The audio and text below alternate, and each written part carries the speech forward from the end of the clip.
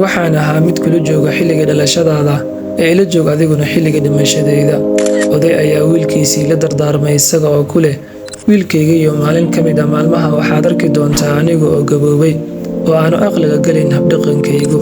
Xilligaas ii samir oo ii dulqaado si aad ii fahanto. Waxa ay gariiri doona gacmahayga, cuntada ayaan laabta iskaga daadin doonaa, waxaana tahli kari waayi doonaa inaan dharka gashado. Markaas ii dulqaado aabba, soona xasuuso inaan kula soo maray marxaladooyin kala duwan. Haddii aan hadallada kugu badiyo oo aan kugu soo celceliyo oo fahamkaygu adkaado, ha iga cadhoon.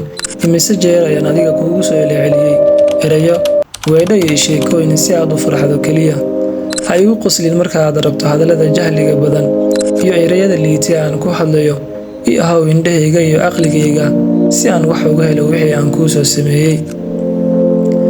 Waan ku edbiyey oo waan ku tarbiyey. Waxaan ku soo baray sida nolosha loo wajaho.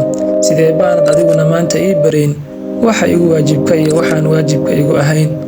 Markii lagu heego awoodi waayeen qaadista jidhkayga ee aan u socon kari waayo meeshii aan rabay, ii naxariiso oo soo xasuuso inaan ku daadihin jiray si aad socodka u barato. Ha ka xishoon inaad gacanta i qabato maanta, haddii kale waxa aad waayeysaa cid gacanta ku qabata berri. Agow ma ihi mid nolosha qaabilaya sidaada, laakiin waxaan ahay mid cibriga geesaha u dhigay oo geerida sugaya. Ila joogo ha iga tegin.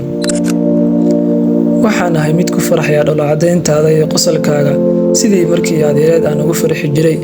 Waxaan ahaa mid kula jooga xilliga dhalashadaada ee ila joog adiguna xilliga dhimashadayda.